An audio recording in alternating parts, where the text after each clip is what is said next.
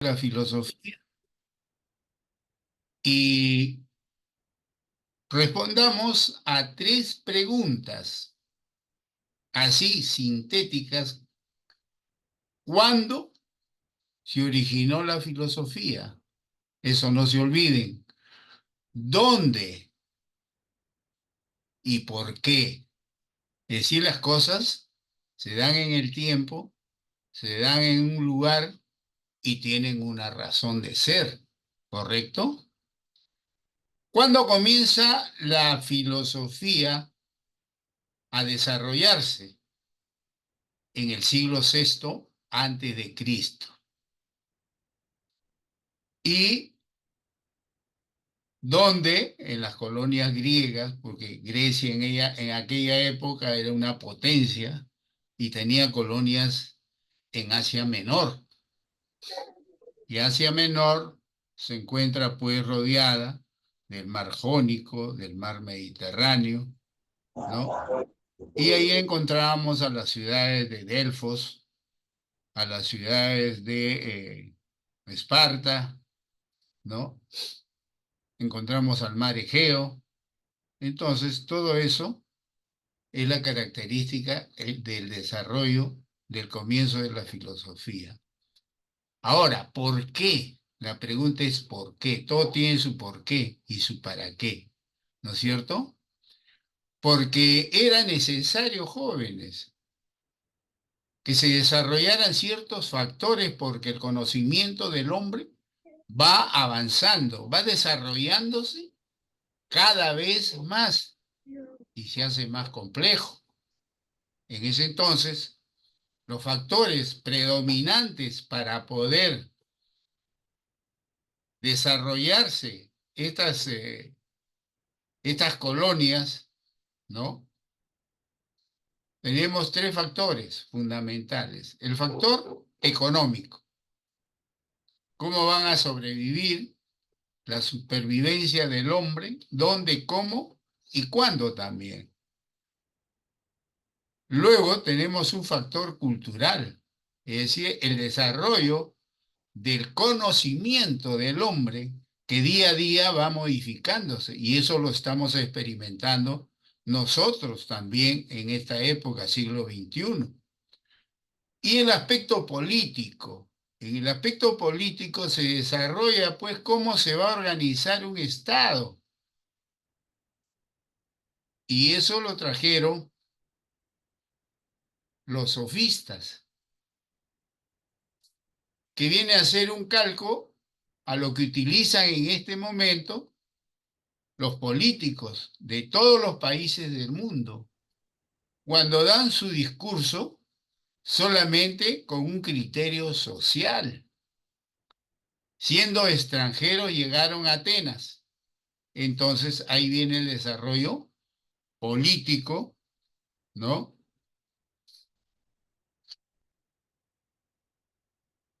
Encontramos en el transcurso mismo, en el proceso, que vamos a responder esta pregunta en el momento de la práctica, o sea que vayan pensando por qué es importante la filosofía. Bien. Muy bien. Ahora sí planteamos lo siguiente. ¿Cómo se desarrolló o cómo se originó o cuál fue el origen de la filosofía?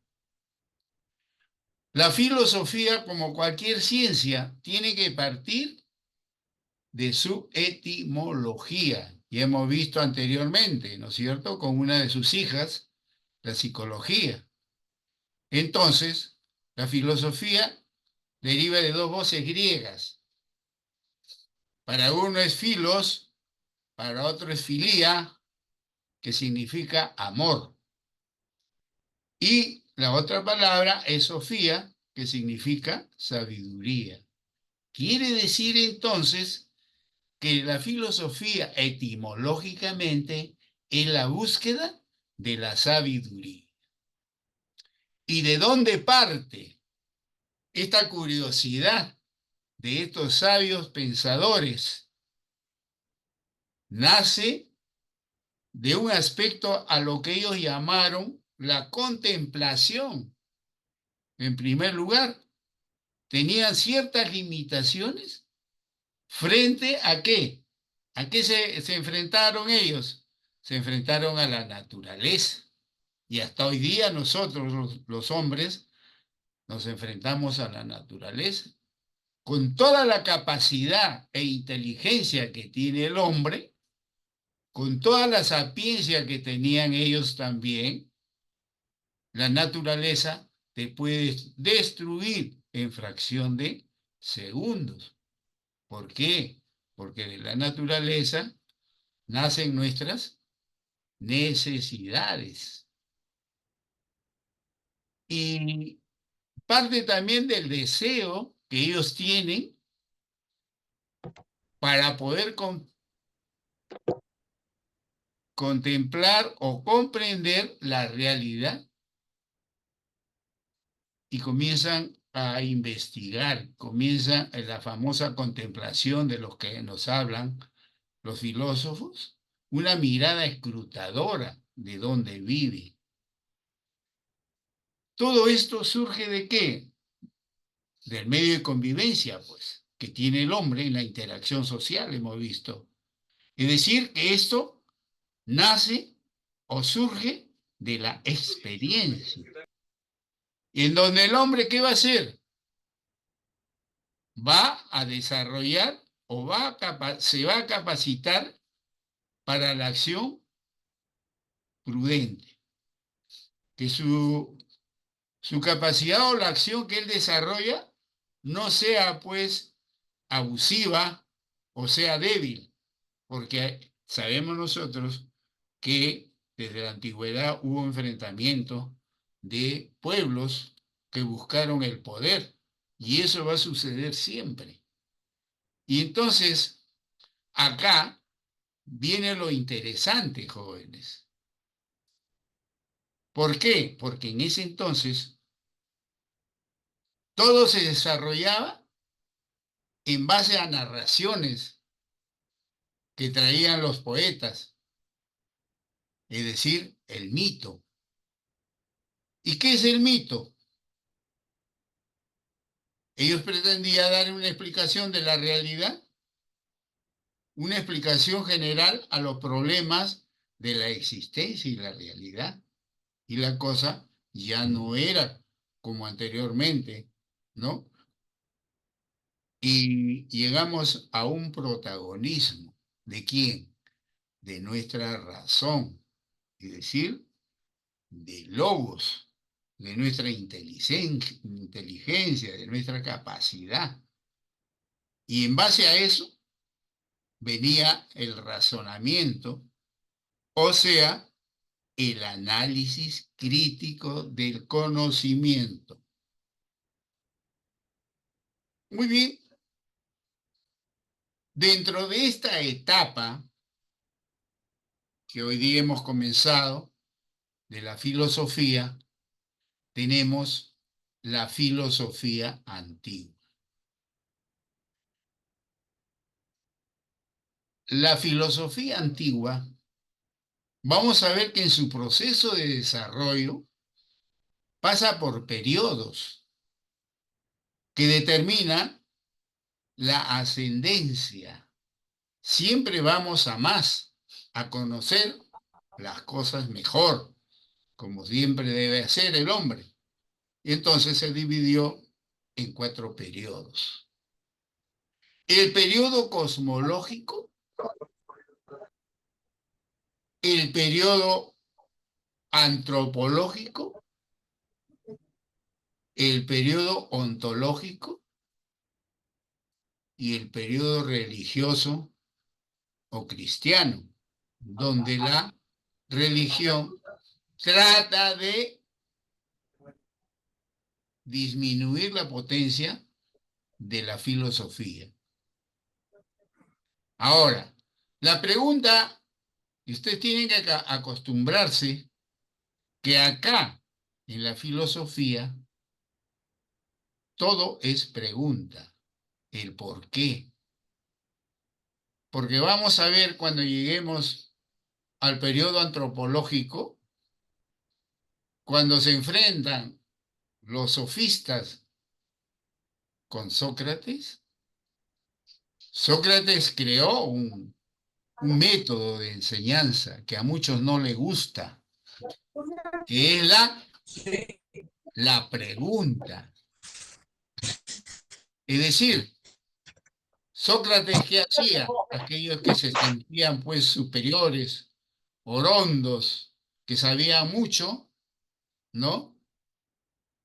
Sócrates creó la mayéutica. Preguntas, de esa pregunta nacía otra pregunta hasta llegar a que el sujeto se descubriera a sí mismo. Para eso, complementariamente a la mayéutica, utilizaba la ironía. ¿Y qué es la ironía? Es la burla, para sacarle el conocimiento, ¿no?, al contrincante, específicamente, ¿no?, a los extranjeros que estaban queriendo enriquecerse con el conocimiento, ¿no es cierto? Entonces, ¿qué tema preocupó inicialmente a estos filósofos? Utilizó o se preocuparon por la physis, que en griego significa pues cosmos, mundo. El devenir de las cosas en el cosmos, y también se preocupó por la materia eterna. ¿Cuál es el origen de ese cosmos? Y la pregunta sigue, ¿qué querían ellos? ¿Qué querían ellos descubrir en la Piscis? Ah, querían descubrir el arjé. ¿Qué cosa es el arjé, jóvenes, para los griegos? Es el origen de las cosas. ¿Cómo se originó el cosmos? ¿Cómo se originó la sustancia principal, es decir, el sustrato? ¿Y cuál es la causa de todo esto? Que se llamó Piscis. Y acá viene lo importante dentro del campo de la filosofía antigua. El arjé divide a los filósofos presocráticos. ¿Por qué se llaman presocráticos? Porque existieron antes de Sócrates. En el apogeo de la filosofía griega, con la tríada Sócrates, Platón y Aristóteles. Pero hubo otros que fueron preparando el terreno. Y ellos son los llamados monistas y pluralistas. ¿Por qué monistas? Mono significa uno, como también significa singular, significa uno. Es decir, algunos filósofos creían que el origen de las cosas, el origen del mundo, de la Piscis, era una sola cosa, un solo elemento. Mientras que los pluralistas, ¿no?, pensaban que eran dos o más. En ese sentido, entonces vamos a hablar ahora quiénes fueron los filósofos presocráticos, quiénes fueron los monistas y quiénes fueron los pluralistas. Muy bien. La filosofía presocrática, como dice la norma, es la búsqueda del arjé. ¿Y qué cosa es el arjé? Es buscar el origen, pues, del cosmos. Y fueron grandes pensadores los que estuvieron investigando todo esto. Hacia el lado izquierdo vamos a ver nosotros a los monistas, es decir, aquellos que creían que,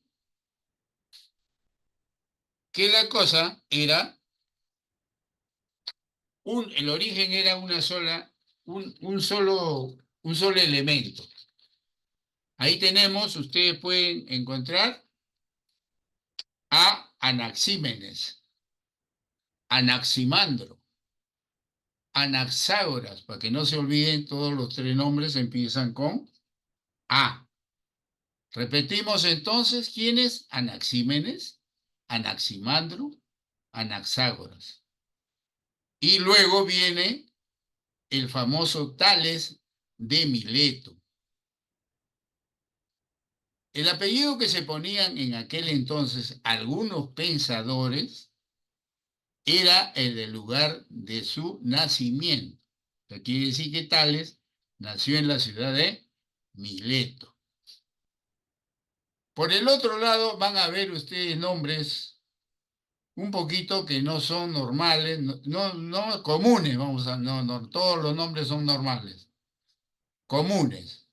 Tenemos ahí al gran Empédocles, a Pitágoras de Samos, a Parménides y a Heráclito. Y por último, ya entre los dos bandos, encontramos a Demócrito y Leucipo. Muy bien, veamos entonces qué planteaba nuestro amigo Anaxímenes. ¿Cuál era el principio? ¿Cuál era el principio de todas las cosas? Anaxímenes decía que el principio de todas las cosas es el aire. El aire, pero, decía, el cual se transforma en las demás cosas a través de dos fenómenos. La rarefacción, que significa la densidad se va haciendo sólido, y a través de la condensación. ¿Qué significa? Ustedes deben saber por su curso de geografía, por su curso de química. Condensación significa el paso del elemento gaseoso al líquido. Seguimos con nuestro amigo Anaximandro.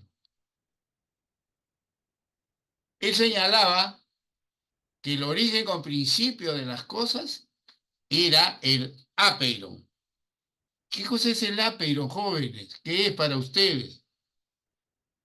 Para Anaximandro, el apeiron era el principio infinito de todas las cosas, principio infinito de todas las cosas. Enseguida encontramos a Anaxágoras. Para él, el principio de las cosas, en este caso, el arjé, o sea, todos están buscando el arjé, el principio de la Piscis, ¿no es cierto? Del cosmos. Para él era las homeomerías, es decir, un grupo de semillas.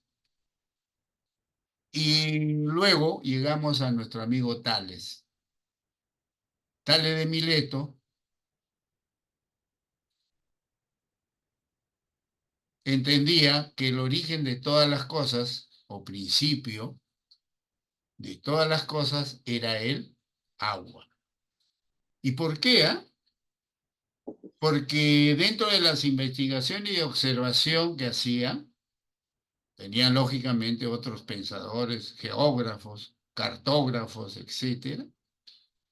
Sabía que la Tierra estaba formada por dos elementos básicos, que era el agua y que era la parte sólida que formaban los continentes. Y ahí encontramos nosotros que el agua ocupa casi el 70% de todo el cosmos, mientras que la parte sólida o tierra solamente el 30%. Muy bien. Hasta ahí ya saben ustedes que los presocráticos que hemos visto, o sea, los filósofos que hemos observado, son los monistas. En las preguntas que yo le haga, por favor, lean bien. Monistas. ¿Quiénes fueron los monistas? Anaxímenes, Anaximandro, Anaxágoras y Tales de Mileto. Ahora nos vamos al otro lado donde alguien decía que la filosofía es la lucha de contrarios, ¿no es cierto? Y vamos a encontrar a los pluralistas. Comenzamos por Empédocles. Empédocles planteaba que el origen o principio de todas las cosas eran cuatro elementos. Es decir, que juntó el elemento fuego, el elemento tierra, el elemento agua y el elemento aire. ¿Basado en qué? En que todos estos elementos son básicos para la vida del hombre. Pero también iban buscando el conocimiento. El conocimiento, ¿no? Como Pitágoras de Samos, usted lo conoce, para este filósofo, el principio de todas las cosas eran los números. Y el gran Parménides, un gran pensador, el origen o principio de las cosas es el ser en cuanto ser. Es decir, en cuanto razona para buscar la verdad. Eso lo sigue, pues, ¿no? Tanto Platón como Aristóteles.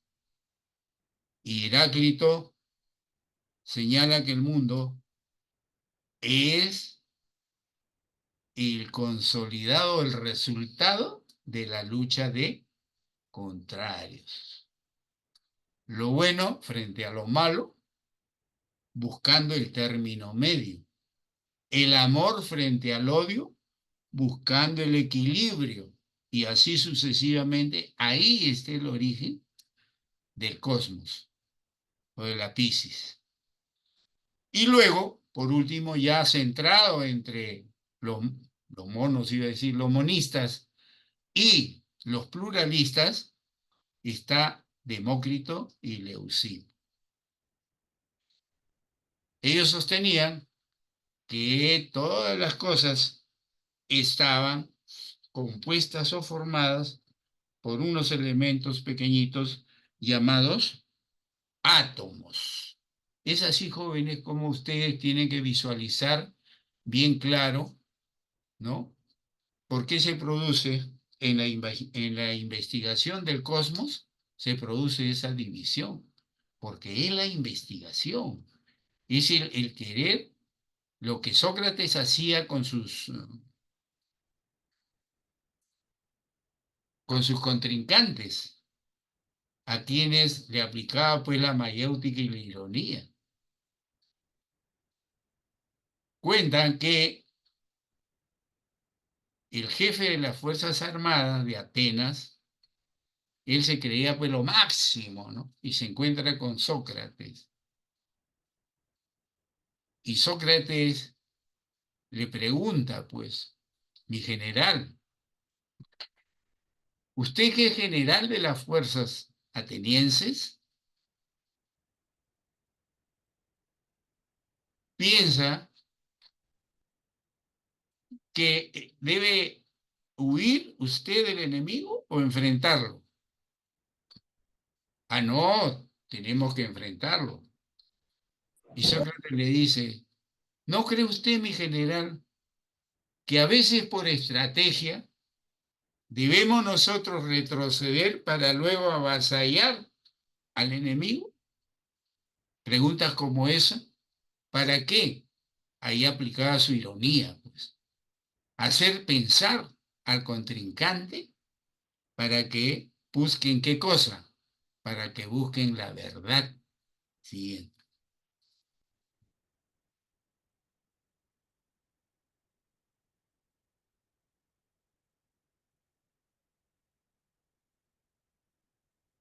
Muy bien, jóvenes.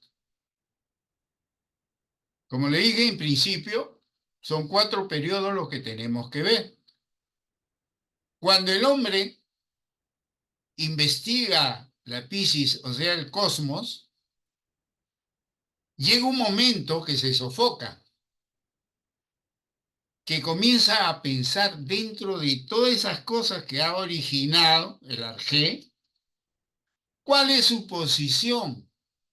¿Cuál es mi posición de hombre en el cosmos, en el mundo que hemos visto su origen?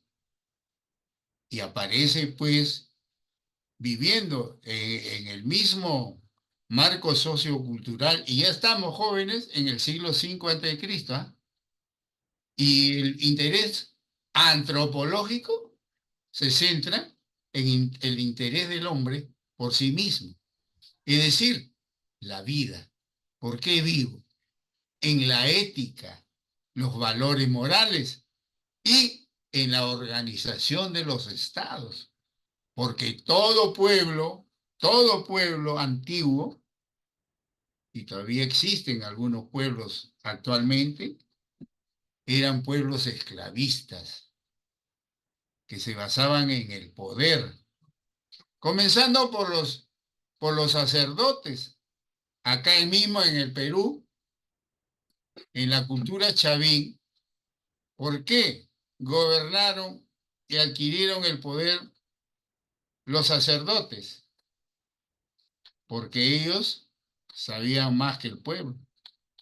Y con esa sapiencia se organizaban políticamente, y existió pues esa diferencia entre el esclavo, el pueblo y el poder. Aquí nos encontramos con dos contrincantes, como le digo, dentro de un mismo marco cultural. Mientras que uno es local, porque estamos en Atenas, ¿eh? Atenas, capital de Grecia, ¿no?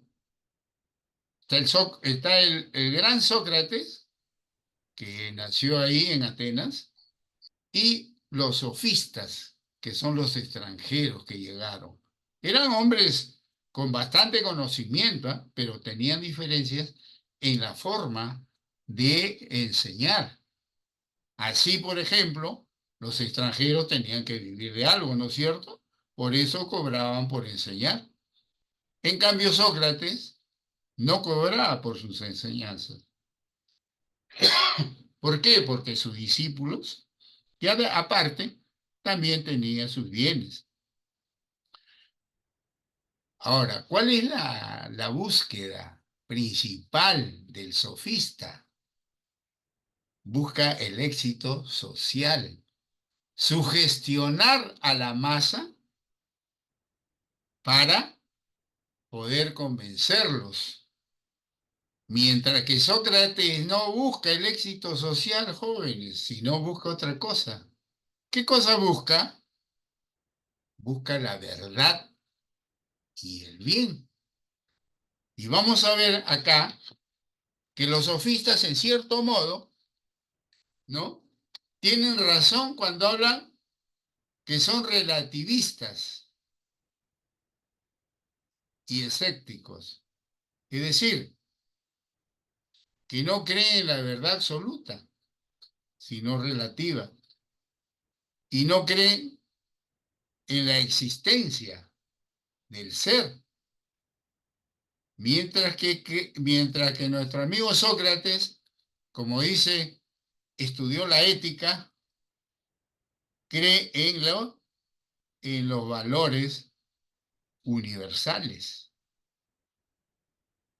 Mientras que los sofistas encontramos que contraponen. ¿Contraponer qué cosa es? Oponerse el uno del otro. Es decir, de la convención y del pacto. Y defienden pues una doble moral. ¿Y cuál es esa doble moral, jóvenes? Que le dicen una cosa al pueblo y es otra cosa. Por eso se aparecen los sofismas. ¿Qué cosa es un sofisma? Le voy a preguntar, por ejemplo. ¿Qué es un sofisma? Entonces ustedes me dirán, pues, que es una oración que aparentemente parece ser cierta, pero que es falsa. Por eso todo tiene su porqué. En cambio, Sócrates va a ser un moralista 100%. ¿Por qué dice? ¿Por qué moralista? Porque nadie actúa mal a sabiendas. Entonces se tiene que castigar. Pues, él busca la verdad y el bien. ¿Tú actuarías mal sabiendo que eso es incorrecto? En una moral correcta, no. Ahora, encontramos que los sofistas pronuncian largos discursos para convencer a la gente, a las masas, mientras que nuestro amigo Sócrates prefiere el diálogo. Pues como le decía anteriormente, Sócrates crea su mayéutica y su ironía, cosa que no nos gusta a muchos. Cuando le preguntas, no saben qué contestar, se ponen nerviosos, es decir, se repite nada más de memoria sin saber el porqué de las cosas. Por eso es que los sofistas enseñan podríamos decir, tres cursos o tres áreas de conocimiento, que es la gramática, la, la retórica y la dialéctica.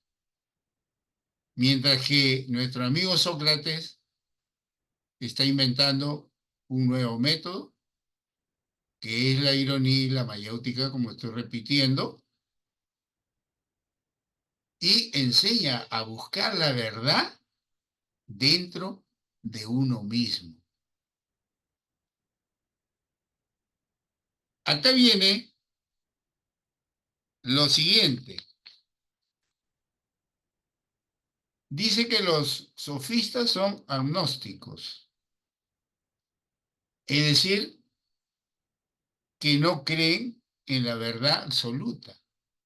No existe, dice la verdad absoluta. Mientras que acá llega algo que le va a ocasionar un mal a Sócrates frente a la sociedad. Él siempre decía, pues la gente estaba admirada por tanto conocimiento de Sócrates y le preguntaban, Sócrates, ¿qué haces para saber tanto? Y entonces él dice, es que yo tengo un Dios interior, tengo un daimon. Y entonces sus contrincantes lo acusaron de adorar dioses ajenos a Grecia. ¿Por qué? Porque él decía que tenía un daimon, un demonio dentro que le hacía aflorar el conocimiento. Entonces sus discípulos, porque Sócrates enseñaba paseándose, los demás también, Aristóteles, Platón, entonces los discípulos le decían, maestro, porque lo acusaron, ¿no? A beberla, a ser decapitado, y entonces sus discípulos le dijeron, maestro, ¿cómo vas a permitir eso? Nosotros tampoco podemos permitir. Vamos a hacer una cuota, todos, vamos a pagar la fianza para que salgas libre. Pero el que cree en su verdad no lo hace. Así lo hizo Sócrates. Jóvenes, si yo acepto que ustedes paguen por lo que yo digo, entonces estoy aceptando que ellos tienen la razón y verdad, ¿no es cierto?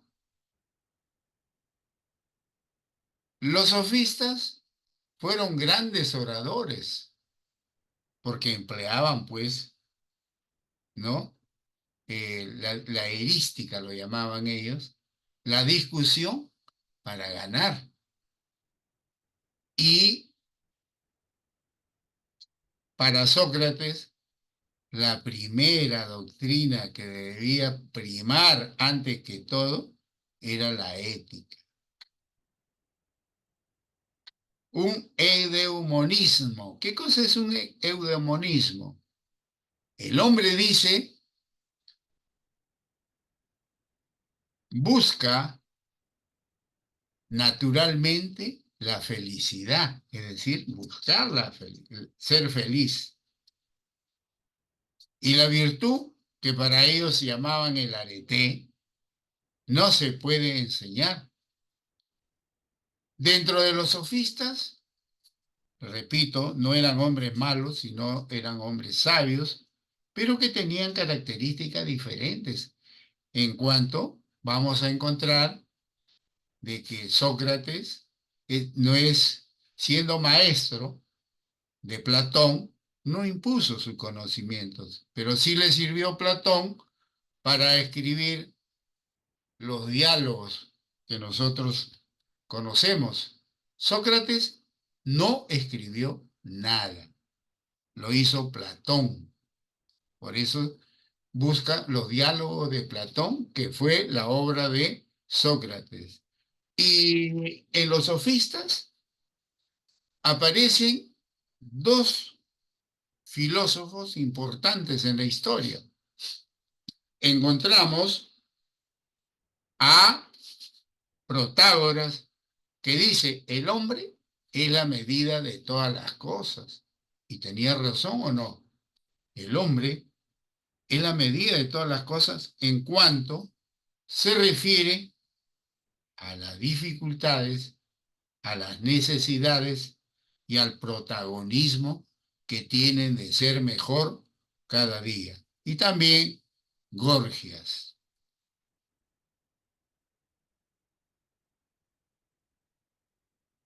Vayamos ahora, como le dije, vamos ya al tercer periodo. El tercer periodo es el periodo ontológico. Es decir, acá vamos a ver a dos grandes filósofos, Platón y Aristóteles. Platón, discípulo de Aristóteles, y Aristóteles, maestro de Platón. Pero como vamos a ver el enfoque que le dan los dos, diferentes, porque para Platón la verdadera realidad es la idea. Por eso se dice que en la historia de la filosofía que Platón fue el padre del idealismo. Las ideas están fuera de la materia. Por eso en su teoría de los dos mundos, ¿no?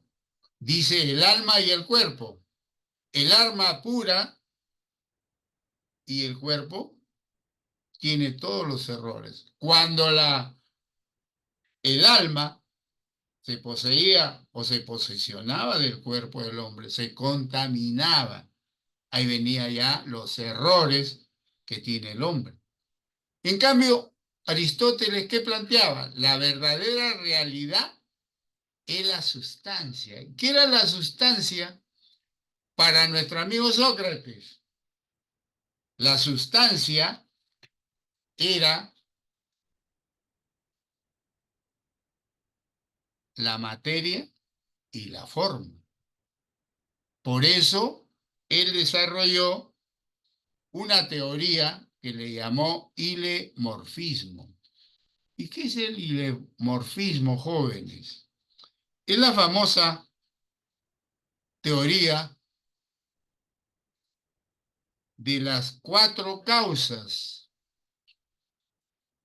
Para él existía uno que era la causa material.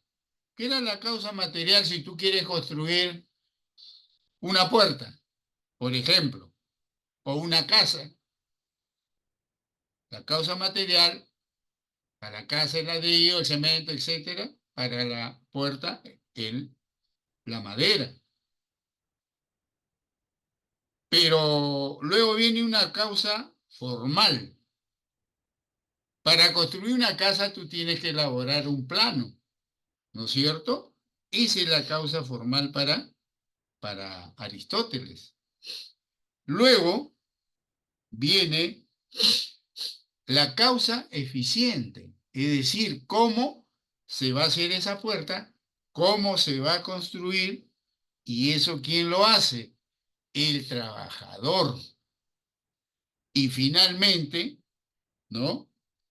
La razón de ser de la sustancia es la causa final o acabado. Repito entonces, la teoría del ileomorfismo o de la teoría de las cuatro causas tenemos. Yo le puedo preguntar eso en el examen. Usted tiene que contestar y saber diferenciar. La causa material, que es el sustrato de que está hecha la sustancia, o sea, la materia prima, pues.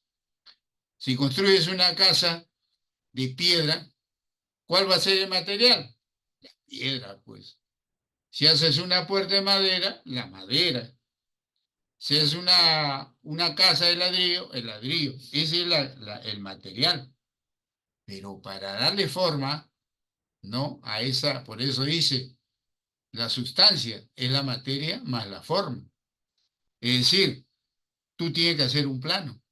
Es decir, las características que va a tener ese material que le vas a dar. Luego, ¿quién lo hace? Ahí viene el hombre, pues. El hombre que se le llama en esta causa la causa eficiente. Y por último, cuando terminas ya, ¿no? Que es la razón de ser de la sustancia, es decir, del material, es la causa final, ¿correcto? Encontramos nosotros dentro de esta competencia entre Platón para saber cuál es el ser de las cosas. Platón dice las ideas están fuera de la materia. Mientras que Aristóteles dice la forma está dentro de la materia. Dentro de la materia, que es la unidad que no se puede disolver, es indisoluble. En cuanto a la teleología trascendente, el universo, dice Platón, está dirigido por la idea del bien. Mientras que para nuestro amigo Aristóteles, la teleología inmanente, o sea, dentro de el universo está dirigido por su propia ley natural. Mientras que Platón hace intervenir al demiurgo, que es el dios, para Aristóteles el motor inmóvil es Dios como necesidad lógica. Ahí nos damos cuenta ya que hay un ser supremo, jóvenes. Y por eso que la teoría de los dos mundos, ¿no es cierto?, de Platón, el mundo de las ideas es la realidad y el mundo sensible es la apariencia. Mientras que en Aristóteles el movimiento ocurre por el paso de la potencia.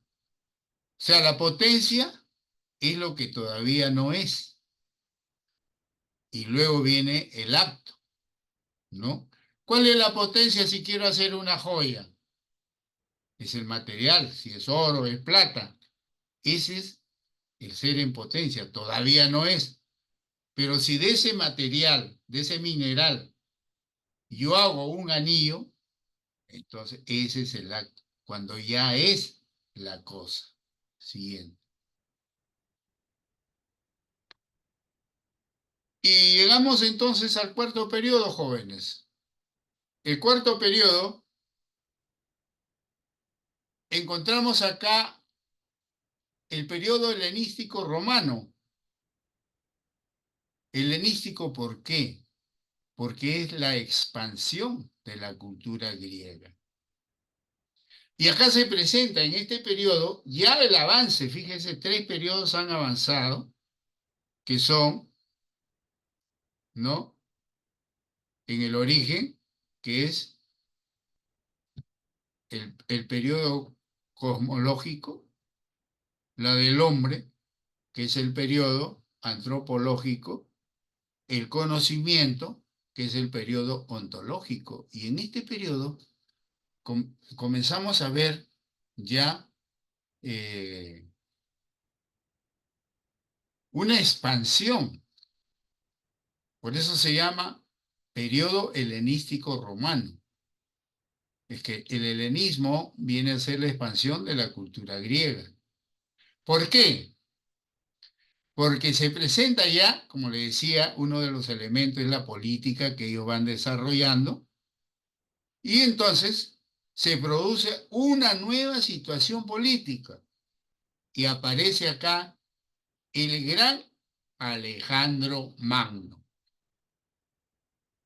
Y con Alejandro Magno como mandatario, como rey, viene la desaparición de las polis. ¿Y qué eran las polis en Atenas, en Grecia? Eran las ciudades-estado que había. Ahí existía, en la filosofía clásica, existían las escuelas socráticas, las escuelas platónicas y las escuelas aristotélicas. Pero cuando ya llega Alejandro, que fue alumno de ellos, ¿no? Se produce acá un proceso de inseguridad individual por el cambio de política, fíjense.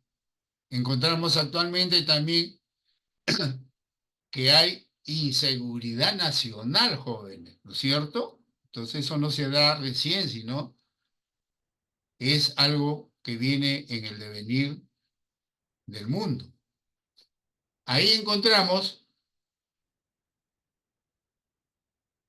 ahí encontramos que aparecen 3 escuelas. Los estoicos, con su determinismo, y ven la felicidad en el deber. ¿El sabio qué cosa hace? Se siente imperturbable, no se emociona, se aguanta y se abstiene. Viene Epicuro con el epicurismo, viene la libertad, otro pensamiento que dice que la felicidad está en el placer.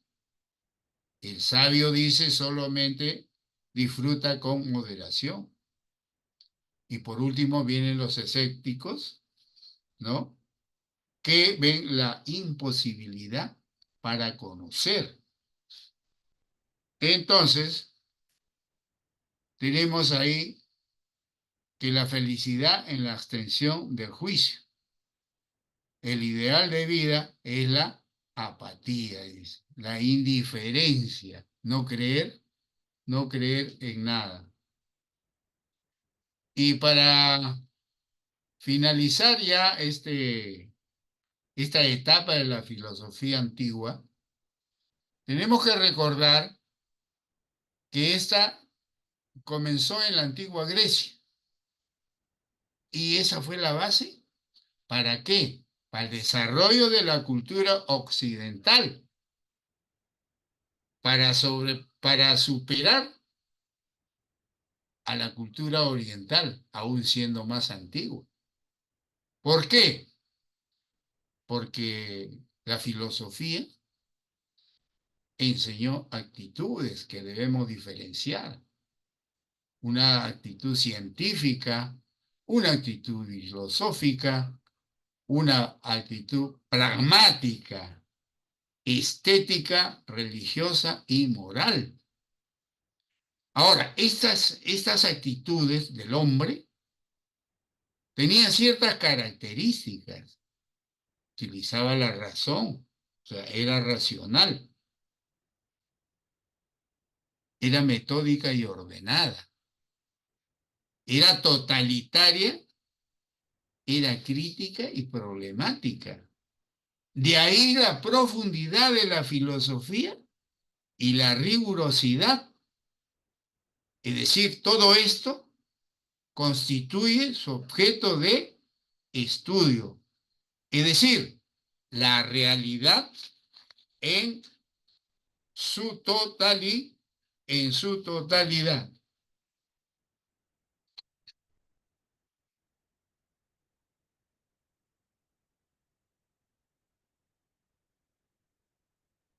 Muy bien, jóvenes.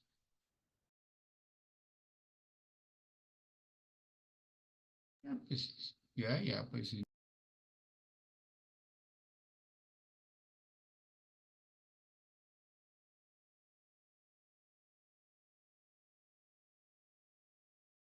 Jóvenes, esto es la primera etapa de la filosofía del conocimiento profundo, fíjense. O sea, la realidad se estudia en su totalidad, no en parte. Por eso es la filosofía la madre de todas las ciencias, ¿correcto? Ahora, por favor, algo que siempre le pido a mis alumnos: puntualidad, disciplina y compromiso consigo mismo. ¿Tú quieres ser mejor? No depende del resto. Aplica la filosofía, ¿no? De Sócrates, por ejemplo. Entre ustedes, a través de lo que hoy día existe, comuníquense, pregúntense, porque nadie es dueño de la verdad hasta que lo demuestra. Me da gusto, jóvenes, recordarles que en el curso de psicología ha habido un gran porcentaje de aprobados y un mínimo, no sé por qué razón, de repente no es clara mi explicación o no están asistiendo. ¿Ve? La asistencia es importante. ¿Por qué? Porque una cosa es que alguien te explique, que tenga la capacidad y la experiencia, y otra cosa es ponerse a leer, porque le digo con sinceridad, hay muchos alumnos que todavía no aprendieron a leer, porque leer no es repetir lo que está escrito, leer es entender, es filosofar. El hombre nace con tendencia a saber. Cada día queremos saber más, o alguien quiere saber menos, joven. Entonces, si alguien te dice por ahí que en los EVAs no existe la ley, no hay lo normal, lo verdadero, que estás estudiando por gusto, eso es por ignorancia. Que lean las normas, las leyes que hay para que el Perú no sea o no se convierta en un país analfabeto o semi-analfabeto. Muy bien, jóvenes, esas recomendaciones ténganlas en cuenta y nos vemos 20 minutos. En la práctica, hagan sus quehaceres 20 minutos. Gracias. Eduardo, buenas noches. ¿Puedes pasar lista y me la envías, por favor, para saber quiénes están presentes para que participen en la parte práctica?